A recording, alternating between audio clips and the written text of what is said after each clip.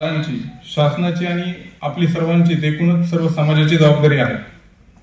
सदर अनुषंगाने right to education पासून protection of children from sexual offences act पर्यंत अनेक कायदे वेळोवेळी अंमलात आलेले आहेत। सर्व शाळांमध्ये गुड टच बॅड टचचे सेशन्स मुलांमध्ये लैंगिक गुन्ह्यांबाबत जनजागृती व्हावी, जागरूकता वाढावी यासाठी नियमित आयोजित केले जात असतात। मात्र दुर्दैवानं आपल्या शाळेत किंवा संस्थेत विद्यार्थ्याच्या लैंगिक शोषणाची एखादी घटना घडल्यास तिला तात्काळ व योग्य प्रतिसाद कसा द्यावा याबाबत शाळांचे दैनंदिन व्यवस्थापन पाहणाऱ्यांचे प्रशिक्षण झालेले नसते। तसेच त्यांना याबाबतच्या कठोर कायदेशीर तरतुदींचे पुरेसे ज्ञान अनेक वेळा नसू शकते। त्यामुळे अशा घटनेच्या वेळी शालेय व्यवस्थापनाने तात्काळ आणि योग्य प्रतिसाद न दिल्यास मूळ आरोपी बरोबर शाळा व्यवस्थापन पाहणारे अधिकारी कर्मचारी देखील पुढे जाऊन त्या प्रकरणात सहआरोपी होऊ शकतात। एवढी ही बाब गंभीर आहे। आजच्या कार्यशाळेचे दोन मुख्य हेतू आहेत। मुलांच्या सुरक्षिततेसाठी शाळा व्यवस्थापनाने कोणत्या उपाययोजना करणे आवश्यक आहे याबाबत चर्चा करणे।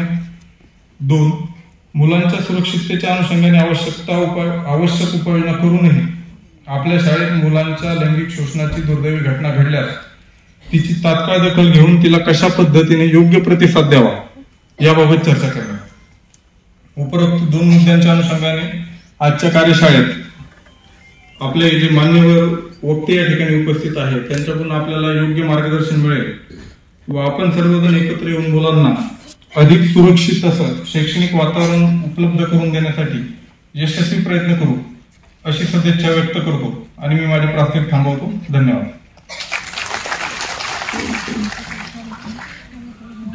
धन्यवाद साहेब। या ठिकाणी साहेबांनी आपलं प्रास्ताविक केलेलं आहे। मी मान्यवर सर्व पाहुण्यांना विनंती करेन की त्यांनी कृपया पहिल्या रांगेमध्ये आसनस्थ व्हावं। पहिली रांग ही मान्यवर पाहुण्यांसाठी राखीव आहे। सर्वांना विनंती की त्यांनी कृपया पहिल्या रांगेमध्ये आसनस्थ व्हावं।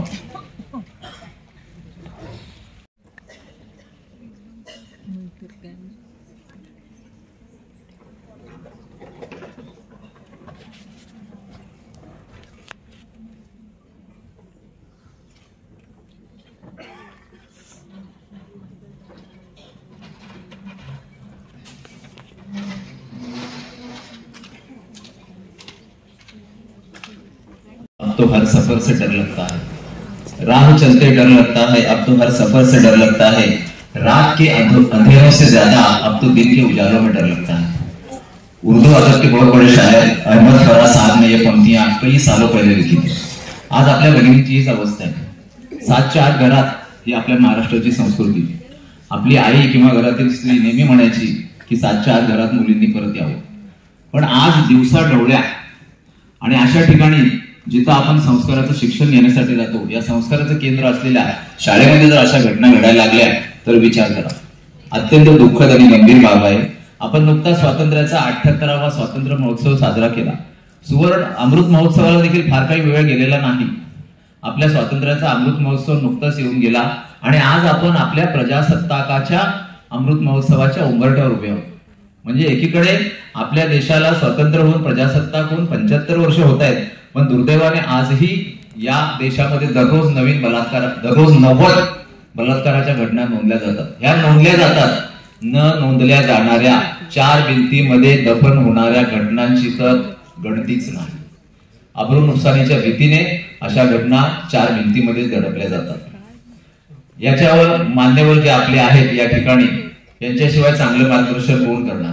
आजचे जे आपले पहिले वक्ते आहेत त्यांच्याबद्दल मी काय सांगू। श्रीयुत प्रदीप आष्टुरकर साहेब, मगाशी मी त्यांचा परिचय घेण्यासाठी गेलो तर त्यांनी परिचय देण्यास देखील अगदी नकार दिला। त्यामुळे परिचय काय द्यायचा, मी या ठिकाणी ज्या कामासाठी आलोय ते काम मी करणार। पण तरी देखील मी विनंती केल्यानंतर त्यांनी त्यांचा जो थोडक्यात परिचय दिला, अगदी थोडक्यात 3 वर्ष साहेबांनी वकिली केलेली आहे। MPSC द्वारे न्यायाधीश म्हणून 2004 मध्ये ते रुजू झालेले आहेत। MPSC सारखी परीक्षा उत्तीर्ण होऊन 20 वर्ष हे या क्षेत्रामध्ये ते आहेत आणि सध्या आपल्या कल्याण शहरामध्येच माननीय न्यायाधीश म्हणून जिल्हा व सत्र न्यायालयाचं कामकाज ते सध्या पाहत आहेत। जोरदार टाळ्यांनी आपण स्वागत करूया श्री प्रदीप आष्टुरकर साहेब। मी विनंती करेन साहेबांना की त्यांनी आजच्या कार्यशाळेविषयी आपलं मत या ठिकाणी मांडावं। आपण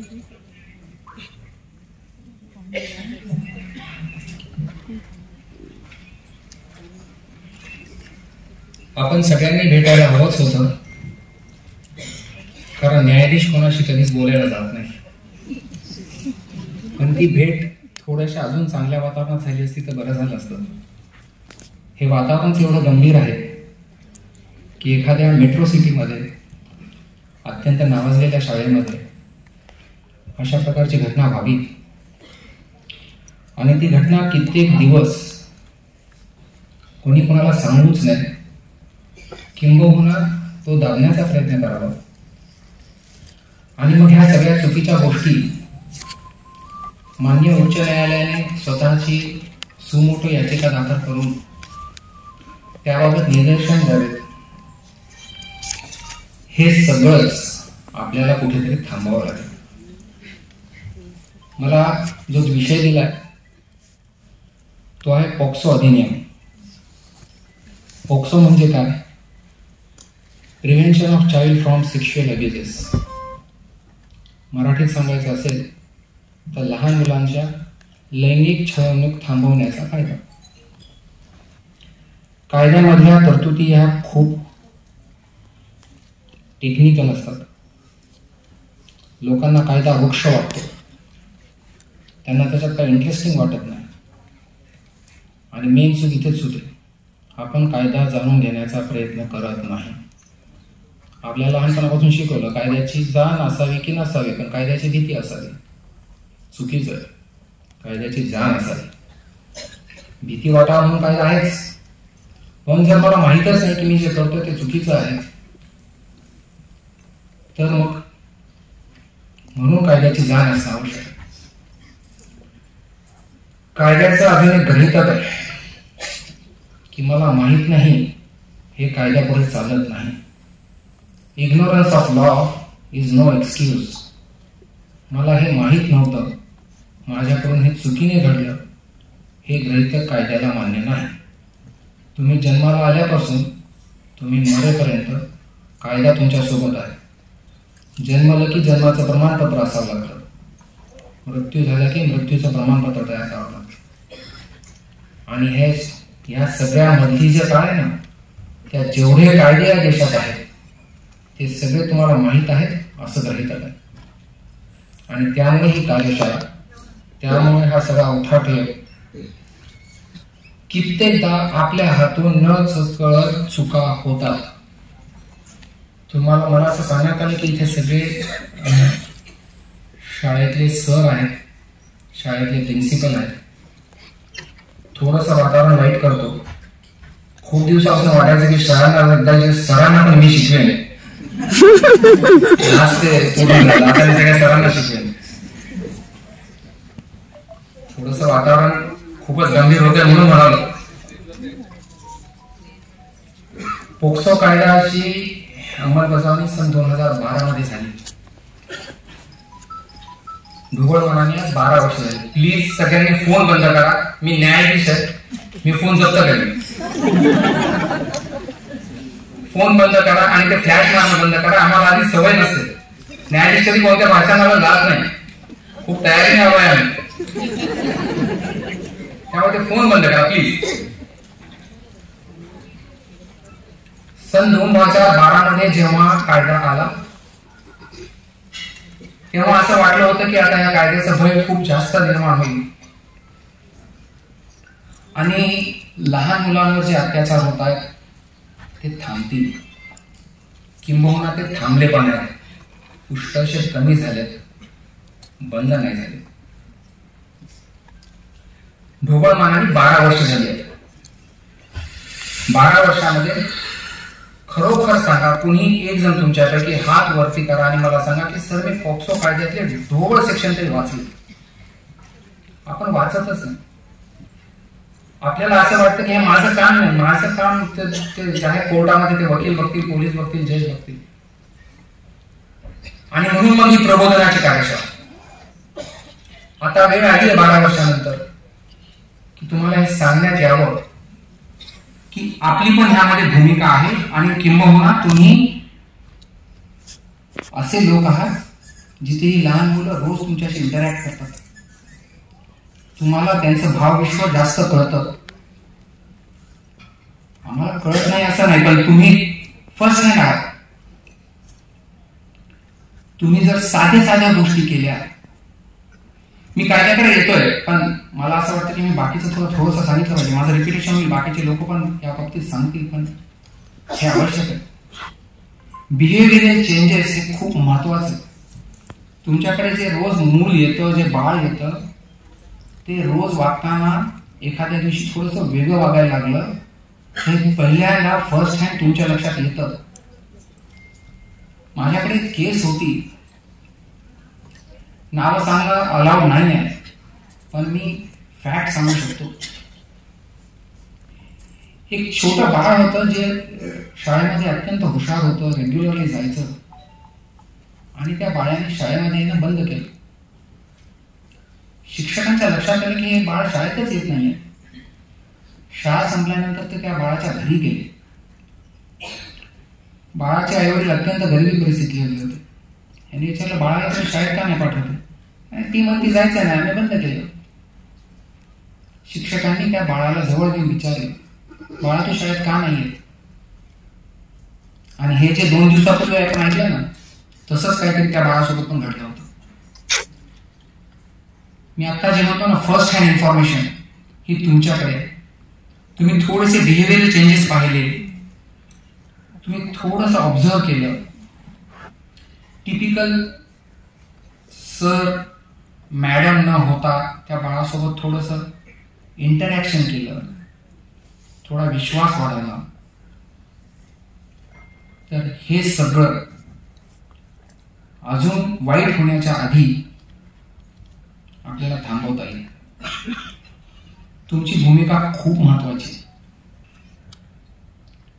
कायदा कायद्याचं काम करेल, पोलीस पोलिसांचं काम करेल, न्यायालय न्यायालयाचं काम करेल, पण हे होऊ नये.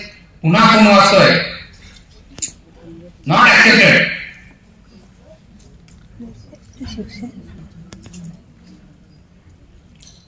हे सगळं आपण करत असतानाच,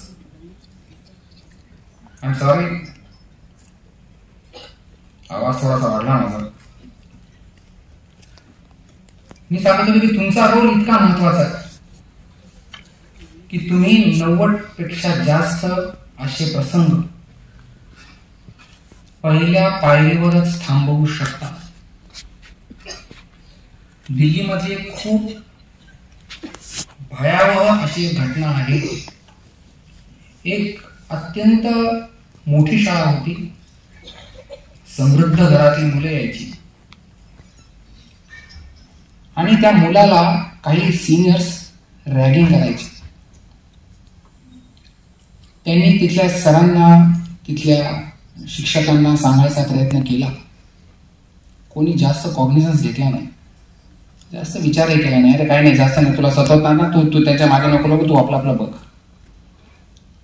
त्या मुलाचा इमोशन लेवल संपला. एक दिवस त्याने घरातून निघत असताना आपल्या वडिलांची लायसन्स रिव्हॉल्वर बॅग मध्ये आणली. तो शाळेत घेऊन आला. सुदैवाने ती चालवली नाही. शाळा व्यवस्थापनाकडे त्याच्या लक्षात आले की यांनी बॅग मध्ये गन आणली. हे कोणत्या लेव्हल पर्यंत चाललंय हे पहा. हेच तुम्हाला पाहायचं आहे. आपल्याला लक्षात येतो एखादं मूल, एखादं बाळ, एखादं अंगणवाडीतल्या काही ताई असतील तर त्यांनाही लक्षात येईल. आणि हा कन्सेप्ट डोक्यातून काढून टाका. लोक आता गुन्हेगार इतके विकृत झालेत की त्यांना छोटं बाळ किंवा आजी, मी बरोबर म्हणतोय वर्ड आजी, ह्यातला काही फरक कळत नाही. त्यांची विकृती एवढ्या वरच्या लेवलला गेली की त्यांना आता वयाचं देणघेण नाही. त्यामुळे अंगणवाडीमधल्या ज्या ताई आल्या त्यांनी पण लक्षात ठेवा, हे प्रकार तिथे पण आहेत. प्राथमिक शाळांमध्ये आहेत, माध्यमिक शाळांमध्ये आहेत, वरती तर आहेच. हा माझा पहिला सेक्शन हा संपवतो. मला थोडंसं तुम्हाला जाणीव करून देणं खूप आवश्यक वाटलं होतं. कारण जोपर्यंत तुम्ही आपले कान डोळे उघडे ठेवणार नाहीत, लक्ष देणार नाहीत, थोडं आपल्या कोशातून बाहेर येणार नाहीत, तोपर्यंत या गोष्टी सहज लक्षात येणार नाहीत. गोष्टी जर सहज लक्षात आल्या तर मग आपल्याला त्याच्यावर पुढे ऍक्ट आपण करता येतं, आपण त्याच्यावर काम करू शकतो. आता कायद्याकडे जातो, कारण माझा विषय तोच आहे. मला सांगण्यात आलं होतं की मी पोक्सो कायद्याबाबत तुम्हाला सांगावं. मी संपूर्णच्या संपूर्ण कायदा सांगायला जात नाही, कारण मग ते खूप अवघड होत जाईल तुम्हाला कळायला सुद्धा, आणि एका दिवसात कायदा समजतच नसतो. पण मी ढोबळमानाने काही गोष्टी सांगेन ज्या अत्यंत महत्त्वाच्या आहेत. आणि मी आत्ता म्हणल्यासारखं तुम्ही फर्स्ट स्टेजला ह्या सगळ्या गोष्टी जाणून घेतल्यानंतर काय करायचं आणि काय नाही करायचं हे माहीत असलं की ते लवकर त्याचा निपटारा होऊ शकतो. कारण खूपदा काय करायचं आहे हे माहीत असण्यापेक्षा काय करायचं नाही हे माहीत असलं पाहिजे. आम्हाला ट्रेनिंग इन्स्टिट्यूटमध्ये शिकवतात, काय बोलावं हे कळलं नाही तर ठीक आहे, थोडंसं चालून जाईल, पण काय बोलू नये हे मात्र नक्कीच कळायला पाहिजे. इथेच येतो कायद्यामधला एक सेक्शन. मी सेक्शन वाईज सांगत नाही, फक्त ढोबळमानाने त्यात काय लिहिली सांगतो. Disclosure, non disclosure. डिस्क्लोजर म्हणजे एखादी गोष्ट कळाली की ती पटकन कम्युनिकेट करणे. नॉन डिस्क्लोजर काही अशा गोष्टी आहेत ज्या कॉन्फिडेन्शियल ठेवणं कायद्याला सुद्धा अभिप्रेतीत आहे. व्हॉट शुड बी डिस्क्लोज्ड, काय सांगितलं पाहिजे पटकन. मी आता म्हणल्यासारखं एखाद्या बाळाने जर आपल्याला सांगितलं की सर असं माझ्यासोबत काहीतरी चुकीचं होतंय, हा भैया, हा माझा क्लासमेट, हा सफाई कामगार किंवा हा सर किंवा अजून कोणी पण, मी जे नाव घेतो ते प्रातिनिधिक आहेत, असं नाही की हाच असला पाहिजे. कोणताही व्यक्ती, हा सर माझ्यासोबत असं वागतोय. एखादा आता लहान मुलासोबत होत असेल तर हा गुन्हा आहे. एखाद्या लहान मुलासोबत चुकीचं वागणं, सेक्शुअल कॅरेक्टर मध्ये वागणं, सेक्शुअल कॅरेक्टर म्हणजे लैंगिक भावनेतून वागणं. साध्या गालाला हात लावणं आणि लैंगिक भावनेतून हात लावणं ह्याच्यामध्ये फरक आहे.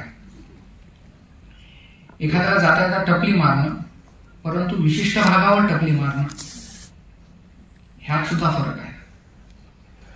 तर कुणी जर असं सांगितलं की एखाद्या बाळाने, एखाद्या तुमच्या विद्यार्थ्याने की सर माझ्यासोबत असं असं होतंय, हा माझ्यासोबत असं असं वागतोय, this should be disclose at once. हे तेव्हाच्या तेव्हाच सांगितलं पाहिजे.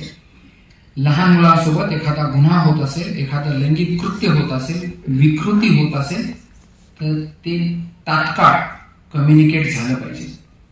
कुठे कम्युनिकेट झालं पाहिजे? कायद्याला अभिप्रेत पोलिसांना सांगितलं पाहिजे. तुम्ही सर आहात, तुम्ही तुमच्या प्रिन्सिपलला सांगा, तुम्ही तुमच्या संस्थाचालकांना सांगा, तुम्हाला ज्यांना सांगायचं वाटतं त्यांना तुम्ही पटकन सांगा. मुलांच्या आई वडिलांना सांगा की सर मला असं लक्षात येते. Non disclosure is a offence. एखादा गुन्हा होतोय हे दिसतंय, एखाद्या बाळावर लैंगिक अत्याचार होतोय किंवा झाला हे माहीत आहे, पण हे थांबवतोय, तर हा सुद्धा गुन्हा आहे. जो हे नाही सांगत किंवा हे जो दाबायचा प्रयत्न करतो तो सुद्धा इक्वली गुन्हेगार आहे. त्यामुळे जर असं एखादं कृत्य, अशी एखादी घटना, असा एखादा इन्सिडेंट तुमच्या लक्षात आला तर तात्काळ तो कम्युनिकेट करा, प्रॉपर चॅनलने कम्युनिकेट करा. मी हे नाही सांगत की इथेच जा तिथेच जा, पण त्याला वाचा फोडा, त्याला दाबण्याचा प्रयत्न करू नका. काल आपल्या उच्च न्यायालयाने जी सुमोटो याचिका घेतली आणि त्याच्यात वेगवेगळे डायरेक्शन दिले, त्याच्यामध्ये एक ऑब्झर्वेशन आहे. बदलापूरची जी घटना झाली त्याच्यामध्ये 48 तास संस्था चालकांनी कोणतीही कारवाई केली नाही. इथे मी कोणाची चूक सांगायला किंवा त्याचं जस्टिफिकेशन करायला नन ऑफ माय बिझनेस, माझं काम नाही. पण तुम्हाला कळायला तर पाहिजे काय चूक आहे. लैंगिक अत्याचाराची घटना, मी रिपीटेड करतोय, मुद्दाम करतोय, लैंगिक अत्याचाराची घटना जर लक्षात आली तर तिला तात्काळ वाचा फोडणं हे आपले कर्तव्य. कायद्याला हेच अभिप्रेतीत आहे. त्याला दाबणं, सप्रेस करणं, लपवून ठेवणं हा सुद्धा गुन्हा आहे. हे झालं disclosure. Then what is non disclosure? मग काय सांगायला नाही पाहिजे. खूपदा आमच्या इथे अजूनही खूप लोक चुका करतात. अजूनही म्हणजे 12 वर्षानंतर सुद्धा, कायदा झाल्यानंतर. या कायद्यामध्ये असं स्पष्ट लिहिलंय की ज्या लहान बाळावर लैंगिक अत्याचार झाला आहे त्याची आयडेंटिटी कधीही डिस्क्लोज करायची नाही. आयडेंटिटी म्हणजे काय? फक्त नाव नाही. हा ह्याचा मित्र आहे, हा या गल्लीतला या घरात राहतो, तो या मी बंद करू का? मला नाही जमायचं. तुमचे फोन इम्पॉर्टंट असतील तर मी थांबतो. खरंच कळत नाही का तुम्हाला लोकांना? मी हसून सामान बघितलं, मी रागवून सामान बघितलं. तुम्ही माझी लिंक तोडता आणि तुम्ही तुमच्या शाळेचा पण अपमान करता. मी आता त्या वाचणाऱ्याला उभा करेन. आता नेक्स्ट कोणाचाही फोन असला तर मी त्याला उभा करेन, त्याचं पूर्ण नाव विचारेन आणि त्यांच्या शाळेला कळू देत. नॉन डिस्क्लोजर मध्ये त्या बाळाची आयडेंटिटी कधीही रिव्हील करायची नाहीये तुम्हाला. Ma'am, I think I should stop. Your people are very this is गोष्टही सांगणं आवश्यक आहे, तशा काही गोष्टी न सांगणं सुद्धा आवश्यक आहे. तुम्हाला वाटेल एकाच वेळेस असं दोन्ही कसं होऊ शकतं, तर काय सांगावं आणि काय नाही सांगावं ह्याचं सुद्धा आपण वर्गीकरण केलेलं आहे. पुन्हा एकदा लिंक लावायला मग पटकन रिपीट करतो. काय सांगावं तर गुन्हा घडत असेल, एखादी घटना लक्षात येत असेल तर ती पटकन सांगावी, ती लपवून ठेवू नये. पण ती सांगत असताना आपण एखाद्या ज्या कॉन्फिडेन्शियल व्यक्तीला सांगतो त्यालाच सांगावं. बाहेर येऊन 4 चौकात, प्रसार माध्यमात आपण त्या बाळाचं विक्टिम म्हणतो आम्ही, पीडित किंवा पीडिता, पीडितेचं नाव सांगायचं नाहीये. पीडितेची ओळख पटेल अशी कोणतीही गोष्ट सांगायची नाहीये. तिच्या वडिलांचं नाव, तिच्या शाळेचं नाव, तिच्या ट्युशन क्लासेसचं नाव, तिच्या मित्रमैत्रिणींचं नाव हे सांगणं आवश्यक नाहीये. किंबहुना असं सांगणं हा सुद्धा गुन्हा आहे. हे खूप व्यवस्थित लक्षात घ्या तुम्ही. न कळत होतं, आताही हा जो मोबाईल वाटला तो न कळत राहत असेल, पण चुकीचं आहे ना. जे चुकीचं आहे ते चुकीचंच आहे. आणि मी आता म्हणलं कायद्याला असं गृहीत की तुम्हाला हे सगळा कायदा माहित आहे. तुम्हाला माहित नसेल तर मला हे माहित नाही हा एक्सक्यूज नाही. खूपदा असं होतं की आपण अशी या शाळेमध्ये या बाळासोबत घटना घडली आहे. आजकाल सोशल मीडिया हा खूपच ट्रेंडिंग आहे. लोकांना खूप भारी वाटतं स्टेटस ठेवायचं, काहीतरी सांगायचं, काहीतरी कळवायचं. करा ते तुमच्या सोबत, तुमच्या वैयक्तिक आयुष्यापर्यंतच राहू देत. एखाद्या बाळाची आयडेंटिटी जर तुम्ही स्टेटस ठेवून डिस्क्लोज केली तर तुम्ही 100% गुन्हा केलाय. या शाळेमध्ये या बाळासोबत असं घडलं आहे, नॉट आलं, तुम्ही नाही करू शकत. 4 चौघांमध्ये म्हणायचं या बाळासोबत नाव घेऊन सांगायचं. ती नाही का ती ह्याची मित्र, ह्याचा मित्र, ती नाही का त्या तिथे राहते, त्या ट्युशन क्लासेसला जाते, तिच्यासोबत असं घडलं नाही. कायद्याला अभिप्रेतीत नाही, हे गुन्हा आहे. त्यामुळे डिस्क्लोजर आणि नॉन डिस्क्लोजर हे दोन्ही गोष्टी लक्षात ठेवा. हा खरं तर एंड पार्ट असायला पाहिजे होता, पण मी सुरुवातीला सांगितलंय कारण आम्ही न्यायालयात काम करत असताना सुद्धा या चुका अजूनही लोक करतात. अजूनही न्यायालयामध्ये त्या लहान बाळाचं नाव लिहून देतात अर्जामध्ये, असं घडलं आहे, ह्या व्यक्ती होता. मग तिथे काय करावं?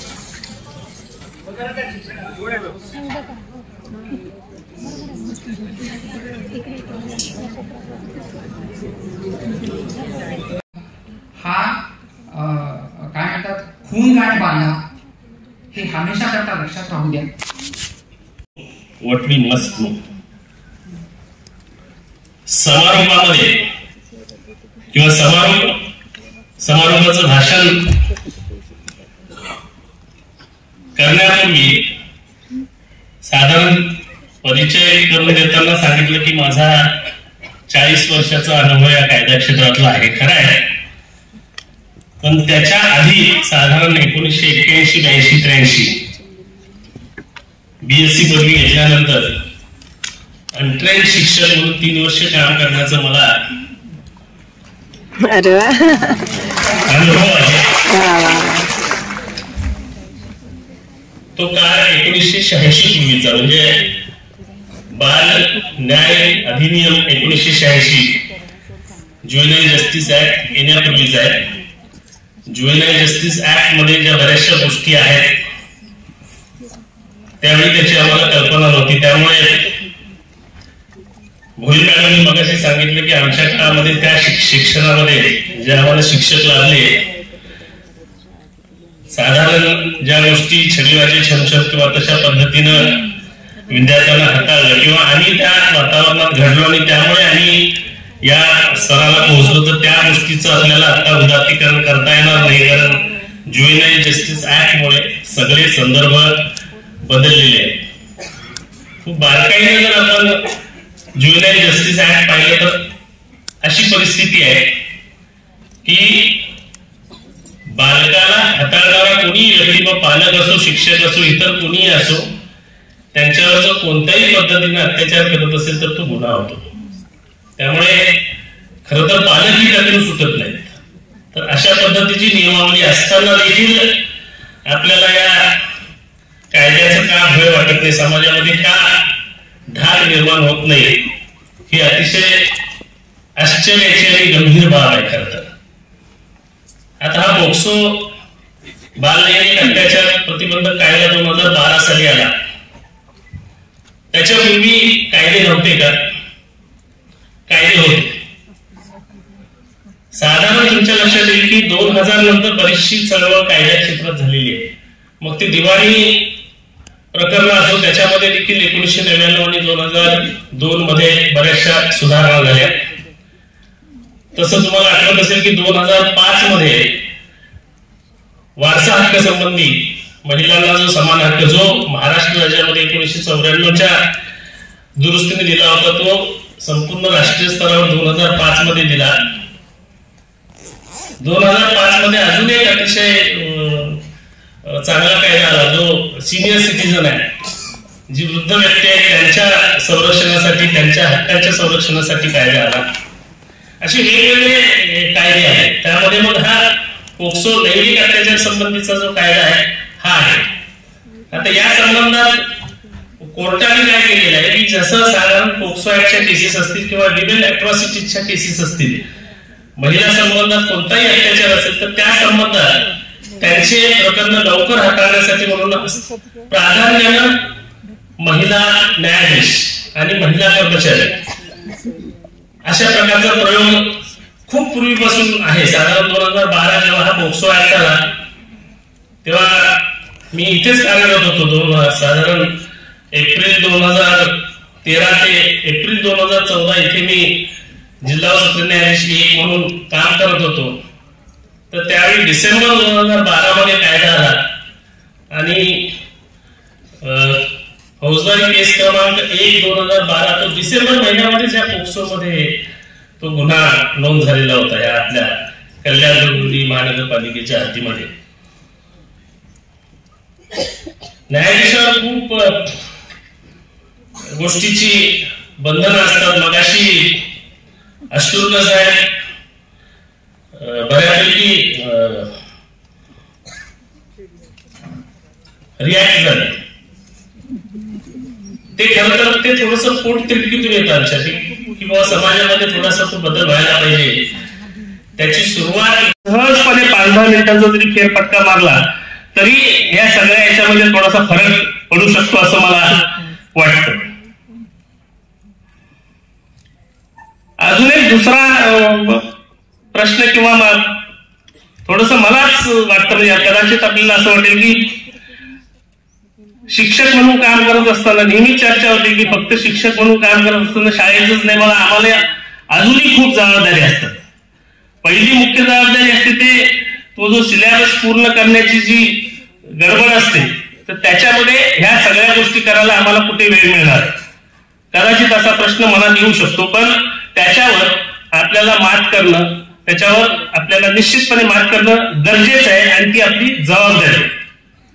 आता हे नियम केले म्हणून ठीक आहे, म्हणजे आपण म्हणतो आता हा GR आहे, हा GR आहे म्हणजे खरं तर पोक्सो कायदा किंवा ज्युव्हेनाईल जस्टिस कायदा आणि मग अलीकडे घडलेल्या घटना ह्याच्यावर आणि याच्यापूर्वी घेतलेले काही GR असतील तर त्याचं सगळं सार काढून सुरक्षिततेच्या दृष्टीनं काय करता येईल ते तिथं लिहिलेलं आहे किंवा ते आता ते आपल्याला शासनानं दिलेलं आहे. पण हे करत असताना थोडस आपण जे नेहमी म्हणतो की नाही आउट ऑफ बॉक्स, ह्या सगळ्या गोष्टी आहेत नियमात, पण त्या तशाच पडून राहतात. तर त्याच्यावर प्रत्यक्ष कार्यवाही करण्यासाठी व्यवस्थापन मंडळ ते करतच राहील, पण थोडासा इनिशिएटिव्ह जो आपण म्हणतो, आता जसं जाखड मॅडमनी हे सगळं संदर्भ बदलवले, महानगरपालिकेचं काय काम आहे ते पठडीतलं काम चालू राहतं, पण त्याच्या पलीकडे जाऊन थोडासा आउट ऑफ बॉक्स थिंकिंग केल्यामुळे ही कार्यशाळा घडली. तर तशा पद्धतीचं थोडंसं आउट ऑफ बॉक्स थिंकिंग करणं आपल्याला नागरिक म्हणून खरंच कर्तव्याचं गरजेचं आहे. मगाशी पोलीस निरीक्षक साहेबांनी खूप अतिशय मुद्दे मांडले, पण एक साधारण नागरिक म्हणून किंवा साधारण शिक्षक म्हणून नेहमी एक मनात प्रश्न येतो या सगळ्या गुन्हेगारीच्या बाबतीत की हे सगळं करू पण आमच्या सुरक्षेचं काय. हे साधारण डोक्यामध्ये थोडीशी साक्षीदारांच्या मनामध्ये याच्यावर बरंचसं लिहिलं गेलंय, त्याच्या नियमावली पण तयार केलेल्या आहेत. आम्हाला मी तुम्हाला सांगतो की कोर्टामध्ये ज्या पद्धतीनं ते ह्या पोक्सोच्या केसेस चालवायला लागतात ते फार वेगळं जिकिरीचं काम आहे. त्या आरोपीला समोर आणायचा नसतो, कोर्टामध्येच असतो आरोपी, पण त्याला फक्त ऐकायला येईल हे अशी निर्माण करावी लागते. मग आता आम्ही कल्याण कोर्टामध्ये 10 वर्षापूर्वी काय करणार तर 2 कपाटं जी मध्ये लावायची आणि त्याच्या पलीकडे त्याला बसवायचा, त्याची आणि आरोप फिर्यादी व्यक्ती आहे किंवा जी पीडित व्यक्ती आहे त्याची आणि त्या आरोपीची नजरानजर होता कामा नये.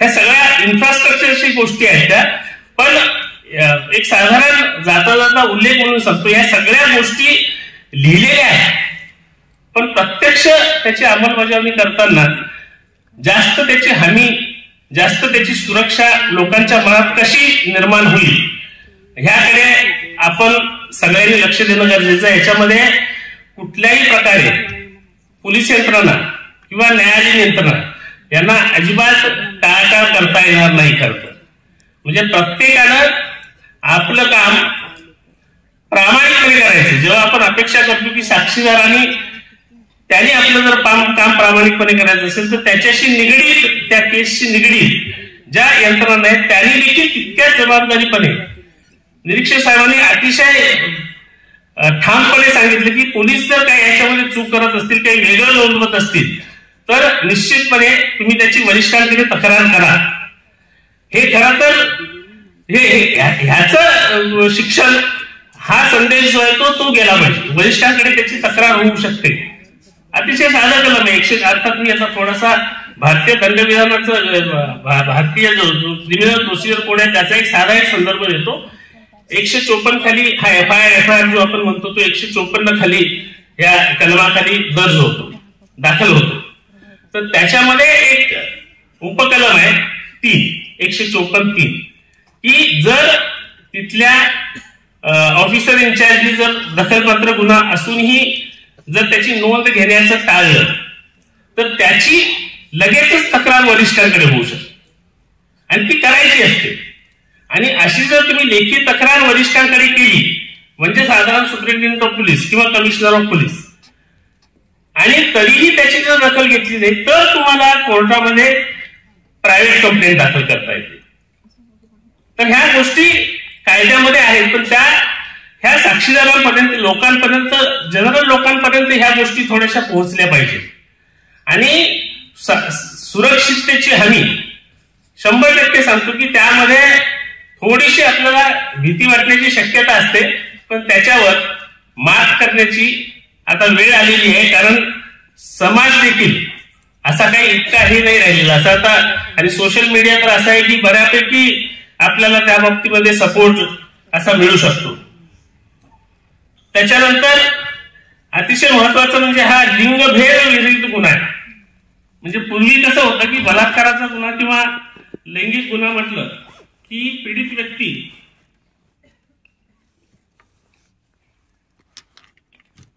स्त्री किंवा मुलगी आणि आरोपी व्यक्ती पुरुष, हे असं साधारण ढोबळमाळानं चित्र आपल्या डोक्यात होतं.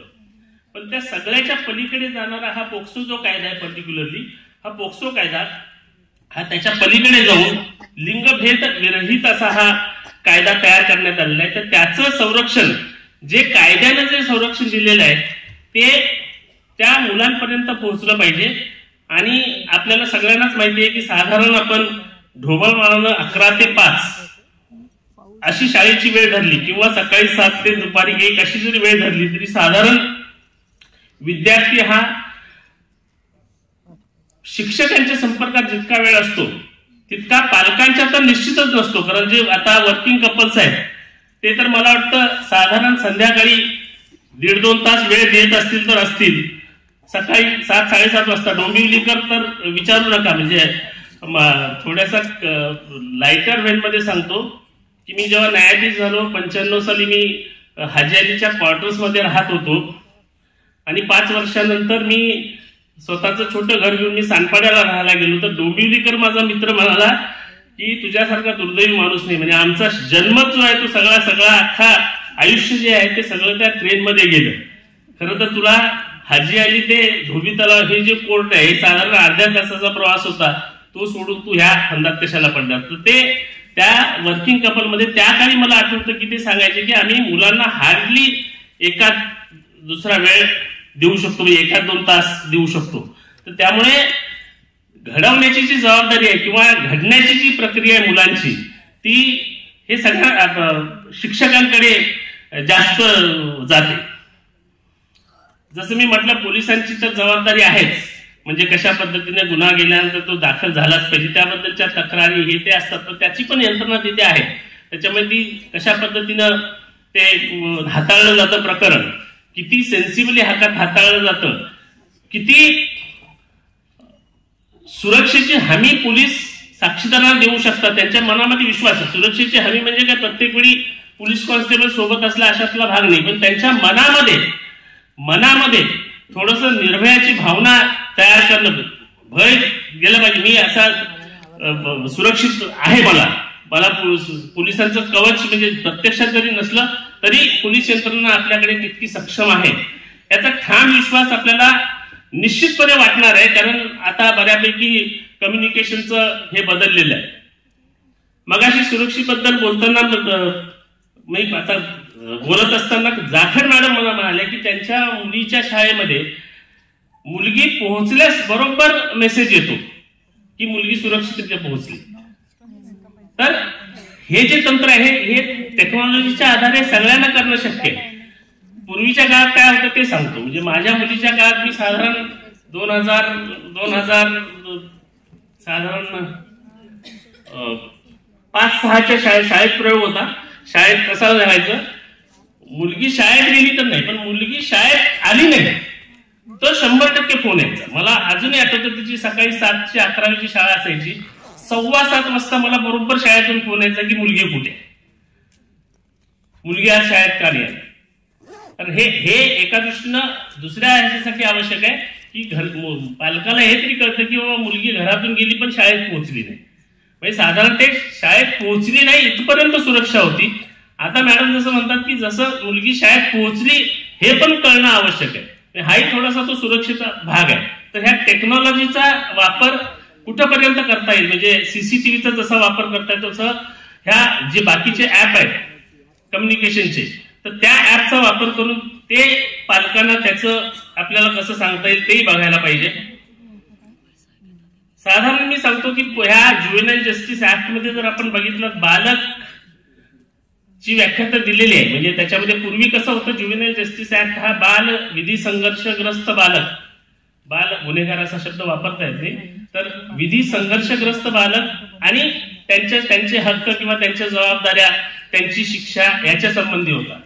पण आताचा जो ज्युव्हेनाईल जस्टिस ऍक्ट 2015 मध्ये पहिल्यांदा, त्याच्यानंतर 1986 साली आला, पण 2007 मधल्या दुरुस्त्या आणि त्याच्यानंतर 2015 मध्ये आलेल्या दुरुस्त्या जर आपण वाचल्या तर त्याच्यामध्ये specially child in need of care and protection, child in need of care and protection असा मोठा चॅप्टर आहे. त्या संबंधात तो ऍक्ट आहे, त्याच्यामध्ये ते देखील आहे. फक्त विधी संघर्षग्रस्त बालक इतकाच पुरतं ते मर्यादित ठेवलेलं नाहीये.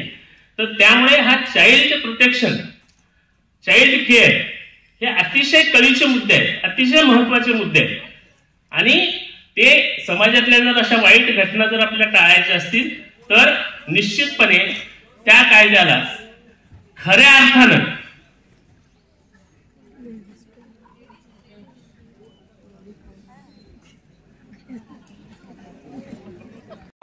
तक्रार पेटी, खरं तर ही तक्रार पेटीची कल्पना करा. आणि सेशन जज म्हणून जेव्हा जेलमध्ये जातो तेव्हा गुन्हेगारी मंडळी जी आहेत, त्या आरोपीची मंडळी, त्यांच्या काय तक्रारी आहेत हे नियमित करणाऱ्या तक्रार बॉक्स तिथे 20-25 वर्षापासून ती पद्धत आहे. सेशन जजला प्रत्येक महिन्याला जाऊन ती तक्रार पेटी उघडावी लागते. त्या तक्रार पेटीची तक्रारी जी आहे त्याचं रजिस्ट्रेशन करावं लागतं आणि त्याच्यानंतर ती योग्य ती कार्यवाही करावी लागते. तर ही तक्रार पेटी जी आहे ती देखील आता शाळेमध्ये ते इंट्रोड्यूस केलेलं आहे, ते सगळं महत्वाचं आहे. तर या सगळ्याचा आपण जर साधारण आढावा घेतला तर आपण या कार्यशाळेमध्ये मला कुठल्या कुठल्या गोष्टी समजल्या हे मी आपल्याला सांगण्याचा प्रयत्न केला. आता छोटस आपल्याला थोडंसं इंटरॅक्टिव्ह सेशन थोडंसं ठेवून आपल्या मनातलं अजून काही याच्या पलीकडे काही गोष्टी काही आहेत का